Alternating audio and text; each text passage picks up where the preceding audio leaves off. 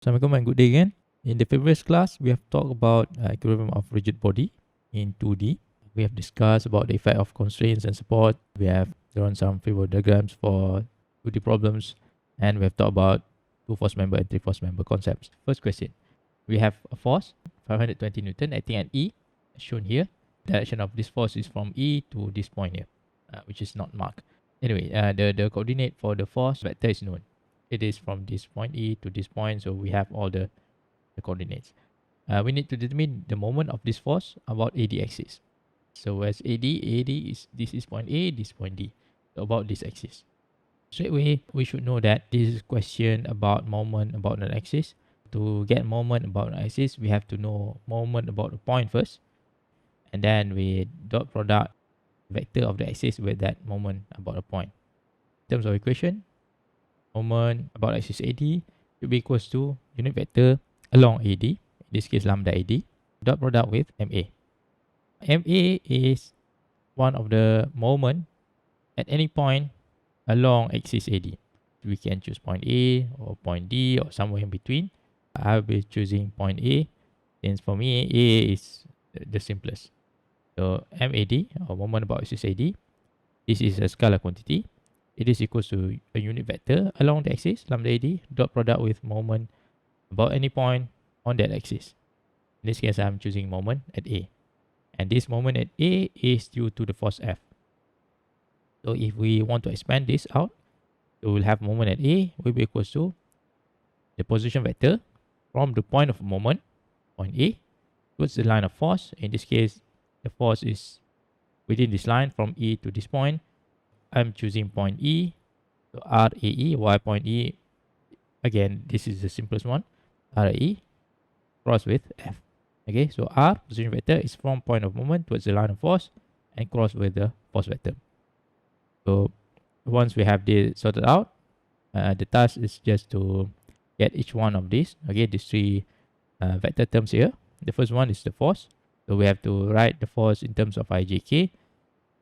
So the magnitude is given 520. Unit vector along I will be equals to 3. Okay.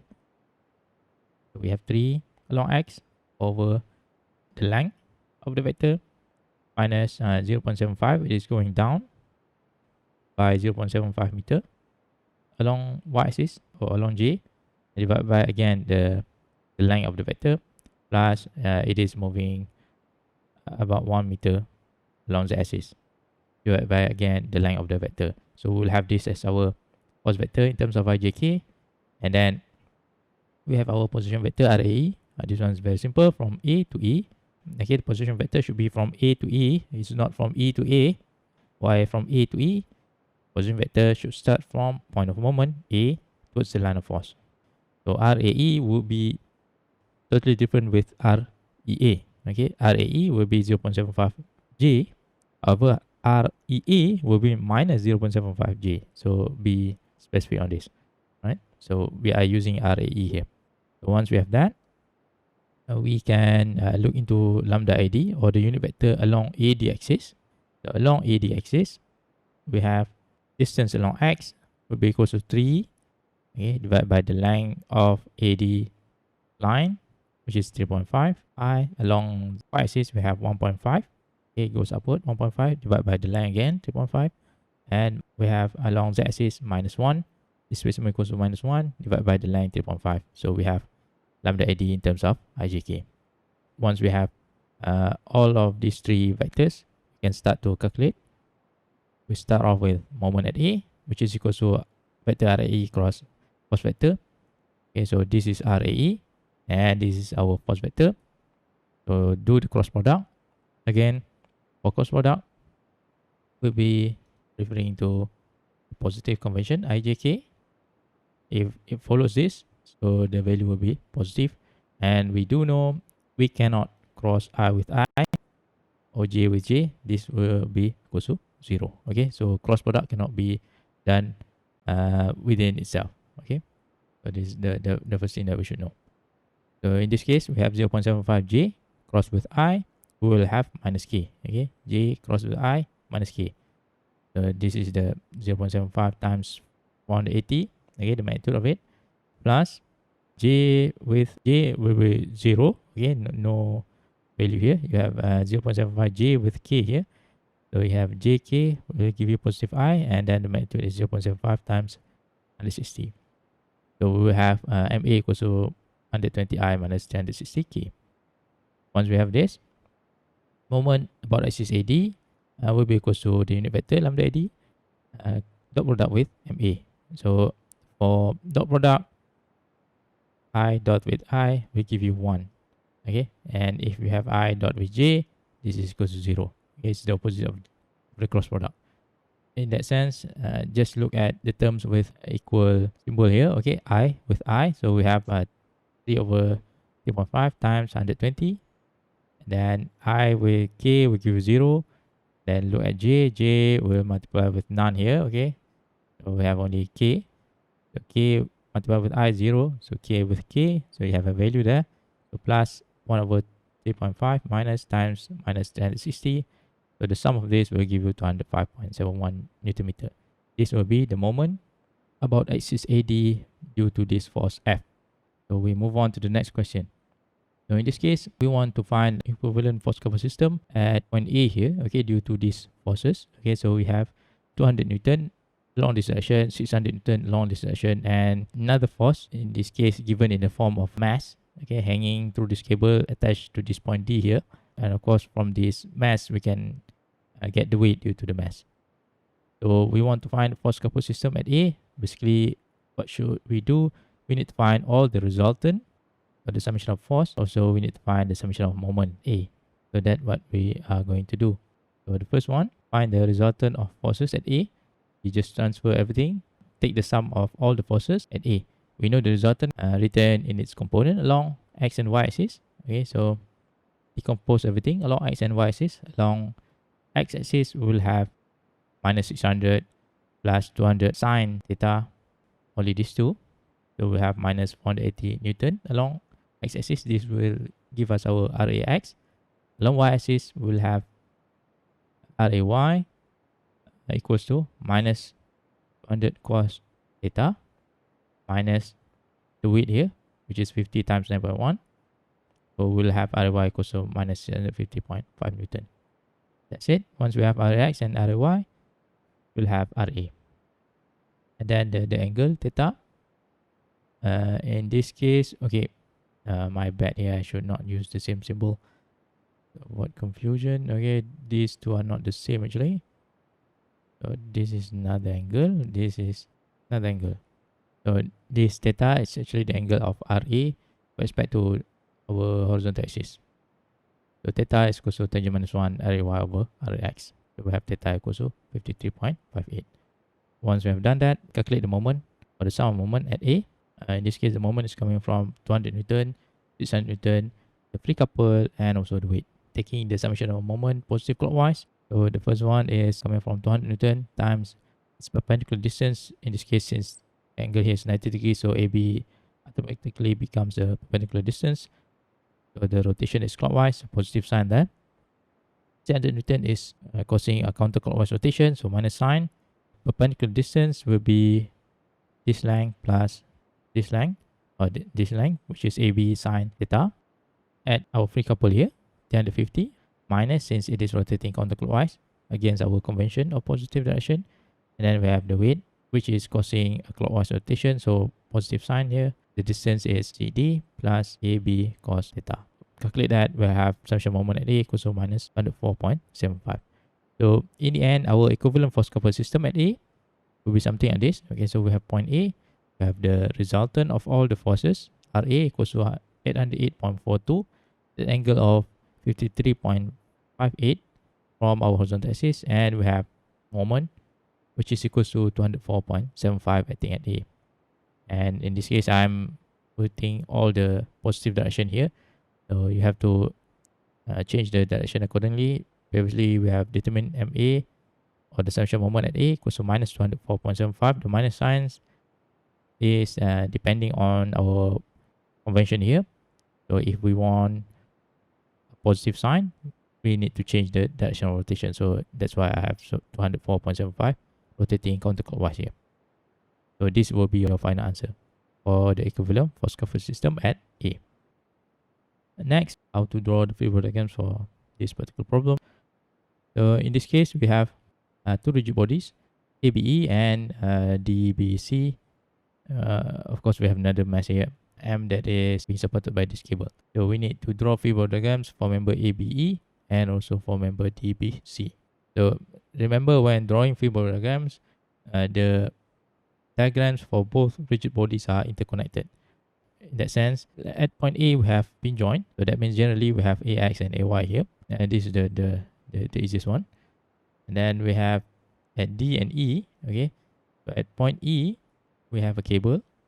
So once we have a cable, we need to remember forces coming from cables will always be outward from the point. So we have TDE, tension from the cable. This tension from the cable will be the same throughout the line of the cable. So that means at the other free body diagram, at point D here, we have again the same tension in the cable TDE.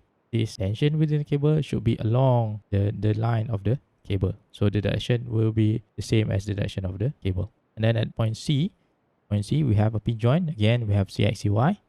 Very simple. At point B here, we have a roller within a slot. So we can choose either to have a force along this direction or along this direction, either one. So you cannot have both. You can choose only either one, and the forces needs to be 90 degrees with respect to the rotating surface. In that sense, I'm choosing the force B here to be upward on this rigid body ABE. So if B is upward here, the same force will be downward at the rigid body of DBC. Why is that? Because if we take this, put it back here, okay, the forces at B will cancel out each other. So be specific on this. Okay, the forces needs to be along opposite direction. Okay, if they are on the same point but at different rigid bodies, and of course, it needs to be 90 degrees with respect to the contacting surface as well. Next one, we have this mechanism. We have a mass, okay, being supported by multiple rigid bodies here, 1, 2, 3. Okay. So in this case, normally if they are not labeled, I will put a label here, for example, A, B, C, D, just for reference sake, so that it is easier for us to write down what would be the reaction at each point. So we start off with the first one. At point A, we have a pin joint, so we have AX, AY. At D, again, we have a pin joint, so generally we have DX, DY. At point C here, since it is connected, there will be no reaction here. Same goes for point B, still connected, no reaction here. As for the mass, once we remove the mass, we will have the effect of the mass on member AB and BC. So the mass is being supported by member AB and BC. So we will have a force coming from the mass. In this case, I just put N1 and N2, a normal force coming from the mass that is acting at member AB and BC. Next, we move into the second free body diagram. So in this case, we have again the same point D here. So this dx and dy should be the same as this dx and dy. Why this is the same? Because they are referring to the same rigid body, basically body CD. And then we have at point B, since we detach AB and BC at point B, we will have reaction BX and BY at point B. In this case, we still have the mass, so we will have weight due to this mass. Okay, and weight will always be acting downward. Okay, no question about that. Weight will always be acting downward. And when we remove member AB, we will have the effect of member AB on the mass as well. So that effect is our N2 here. Okay, and since this N2 is acting towards the mass, the direction should be the opposite compared to the other N2 that is acting towards member AB. Okay, why is that? We can imagine if we take this and put it back here, the N2s will cancel out each other. So this will be the free body diagram for this configuration. And lastly, we have the third configuration, whereby we have member AB and BC still attached. Okay, but we remove the pin joint at A. So again, here we have AX and AY. This AX and AY should be in the same direction as this AX and AY.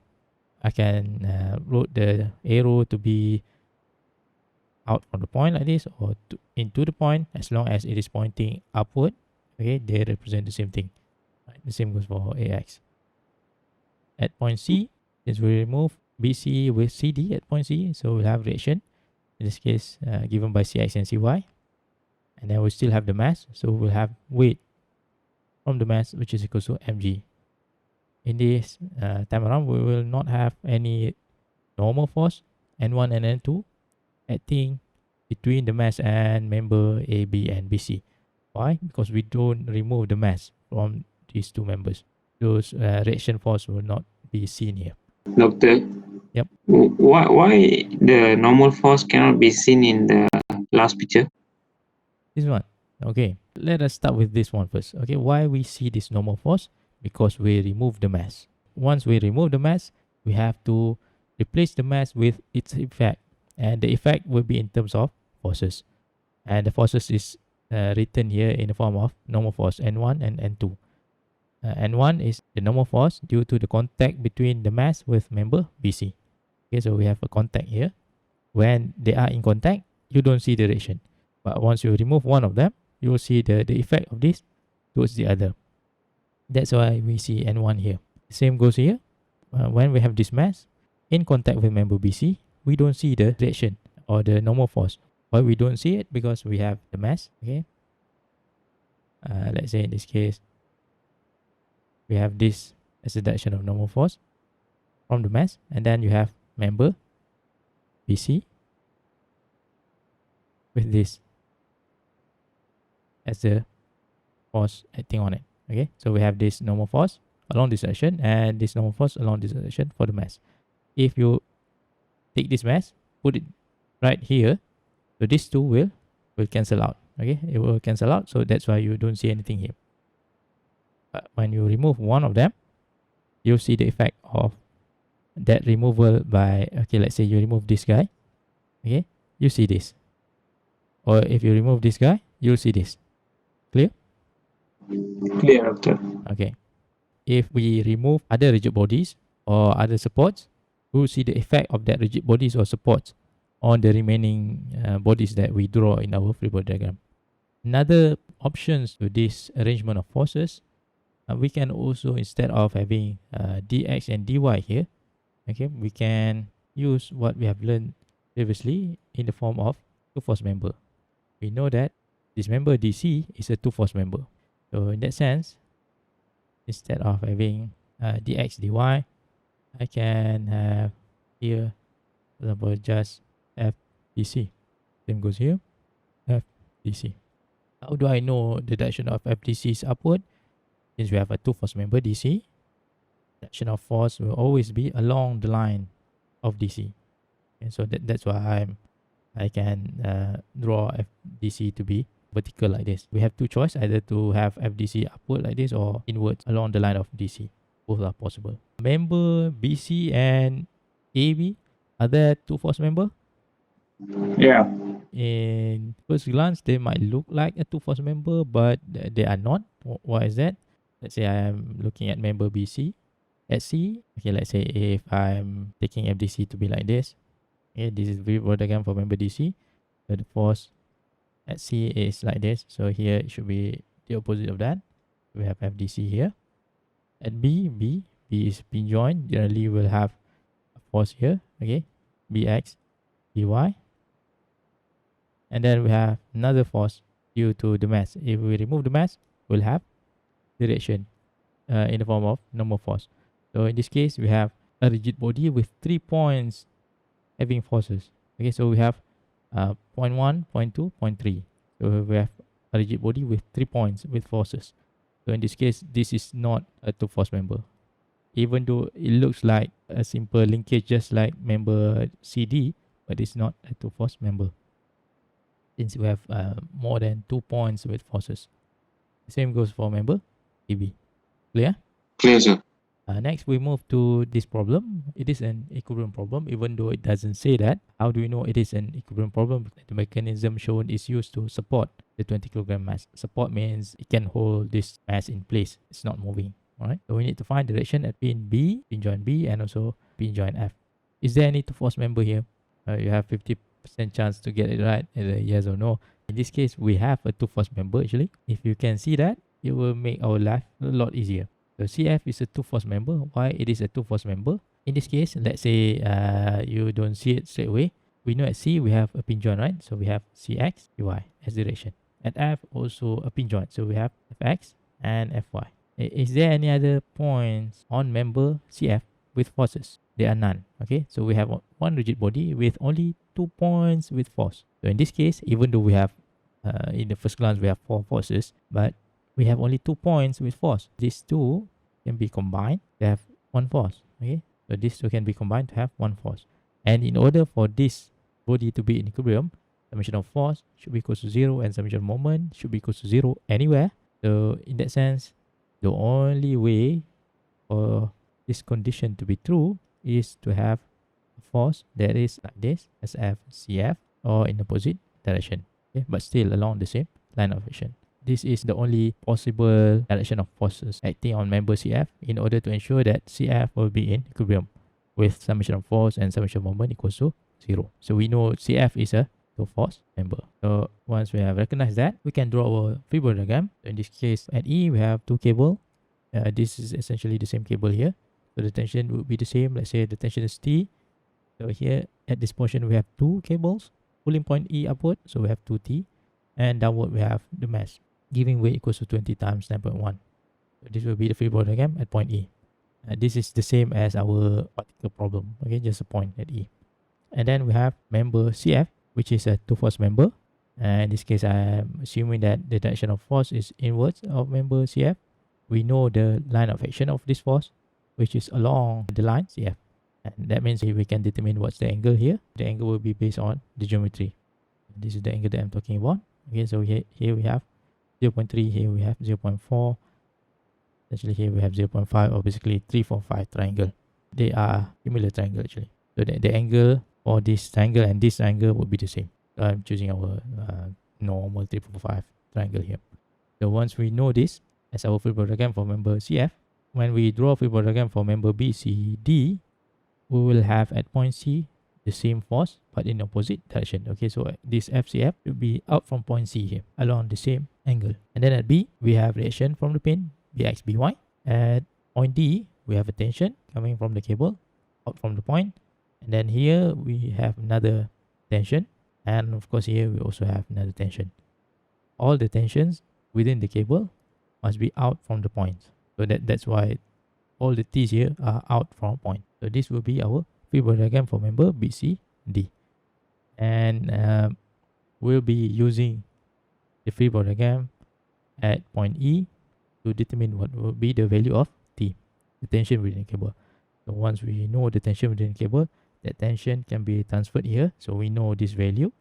So the task now is to find what will be the force CF and also BX and BY. FCF will represent direction at point F, because FCF is also acting at point F. And BX and BY will represent the directions at pin B. So to get FCF, BX, and BY, the easiest way is to use this free body diagram and take the summation of moment at point B. Okay, once we do that, BX and BY will have no moment at B. So the moments will be coming from FCF and the tension within the cable. So straight away we have one equation with one unknown, basically FCF. So we can solve for FCF straight away. Once we have FCF, we can take summation of force along X to find BX and summation of force along Y to find BY. Using the free body diagram of point E, so we'll get the tension within the cable, which is equal to 98.1 Newton. And then using the free body diagram of member BCD, I'm taking moment. For point B here, we have this equation, only one equation with one unknown, okay, FCF. Everything can be solved here. T is known previously, so FCF also 654 Newton. Once we have FCF, can use the free body diagram for member BCD again, okay, this guy again. We're solving for summation of force along X and summation of force along Y.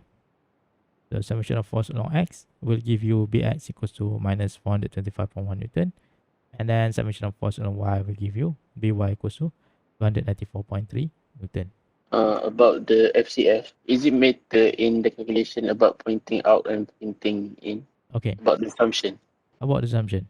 Alright. In this case, based on our engineering judgment, we can see straight away if you have some. Imagine yourself, you are here. You are pulling this guy, right? You are pulling this guy downward. Okay. So the only thing that prevent ABC from falling down is this member CF, right? So this guy is the one holding it in place. We kind of expected that this CF will be in compression. We compress it.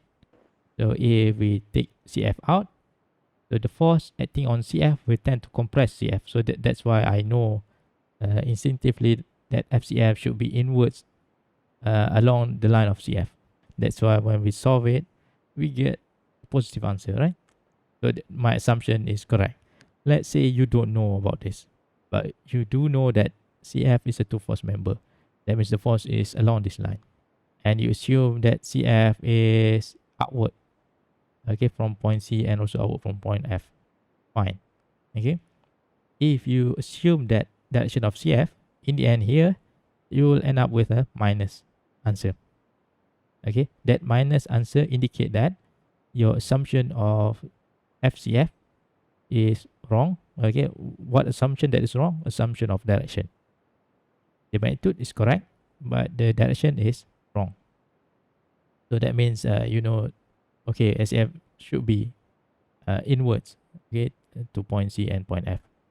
But let's say if you choose this as the direction of FCF, right? And then here you end up with FCF equals to minus 354 Newton, okay? If you ask me, I would say just leave it as it is, okay? Because this force with this direction is based on your free diagram of member BCD that you have considered here. And of course, remember, if you have FCF outward here, it will change the direction of the force here as well. So it will be in the blue direction. Okay, so that this and this will cancel out. Based on your assumed direction in the free body diagram, solve the problem. So using that FCF, which is negative, okay, you have something else here. The main point here is you don't need to know the actual direction. Okay, you can assume certain direction. In the end, your answer will determine whether your assumed direction is correct or wrong. Okay, if it is positive, you assume direction is correct. If it is negative, you assume direction is wrong. If you look at my answer here, I have Bx equals to minus 425.1 Newton and By equals to minus 294.3 Newton. This minus sign indicates that my assumed direction is wrong actually. Okay, the actual direction would be something like this, Bx and By, okay, which makes sense. And because again, imagine yourself here, if you have force downward, point A here needs to resist this pulling down motion. Bx need to be to the left. It needs to pull back. The same goes for By. You have a force downward, so By will be downward in this case. Why is it downward in that case? Take a moment at point C here, so it's just like seesaw or something like that. You have a force here. Okay, this one is this guy, and then here you have By, and in order for the rigid body to be in balance, so By should be downward as well, so that you have one moment like that and the other moment like that, so it will counter each other, so summation of moment equals to 0. This is the physical way of saying things, but if you can't see this, it's okay. Just assume certain direction, and if you got positive answer, you know your assumed direction is right. If it is negative answer, you know your assumed direction is wrong.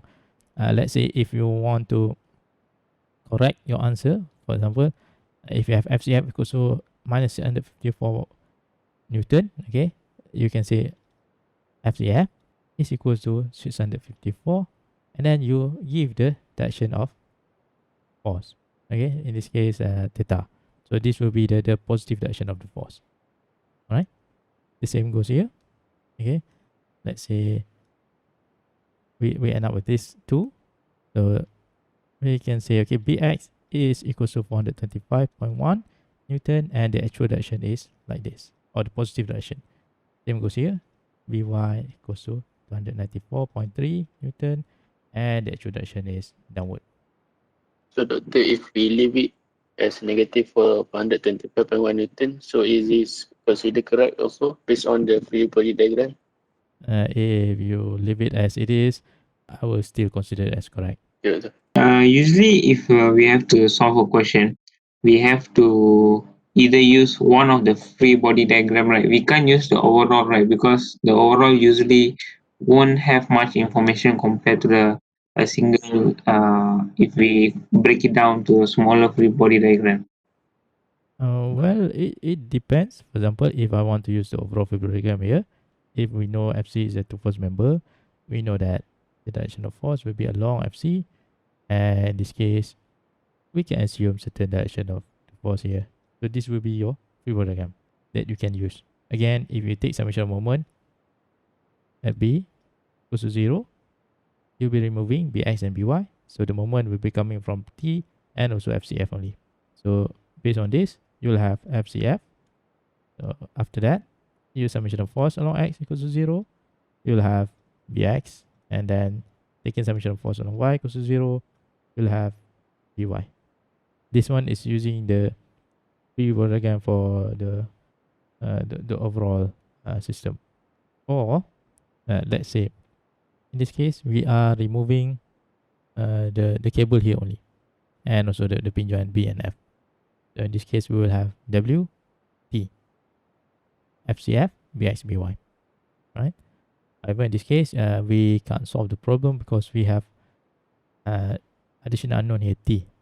Okay, but if we use free diagram point E, that way we know that W is equals to 2T, and we can get what is the value of this T here. Okay, and then we can use this free diagram to solve for FCF, BX, and BY. You can adopt the same approach. Take some summation moment at B equals to 0. Okay, you'll have additional term here coming from T. Okay, and instead of having 2T previously, you have W here, right? Okay, so you have moment coming from W. But your final answer will still be the same. You have one equation with one unknown, FCF. You can solve for FCF. I will take summation moment at B. And then doing the same approach, taking summation of force along X, you have Vx, and summation of force along Y, you have By.